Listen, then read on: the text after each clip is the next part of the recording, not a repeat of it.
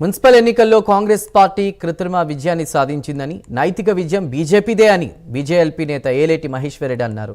నిర్మల్ జిల్లా కేంద్రంలోని MLA camp office వేదికగా కీలక వ్యాఖ్యలు చేశారు. బీజేపీ అభ్యర్థులకు ఓట్లు వేసి గెలిపించిన నిర్మల్ ప్రజలకు ప్రత్యేక ధన్యవాదాలు తెలిపారు. గత మున్సిపల్ ఎన్నికల్లో ఒక సీటుతో ప్రారంభమైన బీజేపీ ఈ ఎన్నికల్లో 13 సీట్లు కైవసం చేసుకుందన్నారు. రాబోయే జడ్పీటీసీ, ఎంపీటీసీ ఎన్నికల్లో బీజేపీ జెండా ఎగరవేస్తామని ధీమా వ్యక్తం చేశారు. 3 పార్టీలు ఒకటై మేకపోతు గాంభీర్యం ప్రదర్శిస్తున్నాయని ఎద్దేవా చేశారు. కాంగ్రెస్, బీఆర్ఎస్, ఎంఐఎం 3 పార్టీలు కలిసి ఎన్నికల్లో పోటీ చేసి 27,000 ఓట్లు సాధిస్తే కేవలం బీజేపీ 20,335 ఓట్లు సాధించిందని చెప్పారు. మైనార్టీ ఓటు బ్యాంక్తోనే కాంగ్రెస్ పార్టీ గెలుపొందిందని తెలిపారు. రాష్ట్రంలో కాంగ్రెస్ పార్టీకి కేవలం 52% మాత్రమే విజయం సాధ్యపడింది. అంటే గత టీఆర్ఎస్ ప్రభుత్వంతో పోలిస్తే గతంలో 92% వచ్చి కూడా టీఆర్ఎస్ ఎమ్మెల్యే ఎలక్షన్కి వచ్చేసరికి పూర్తిగా కుప్పకూలింది.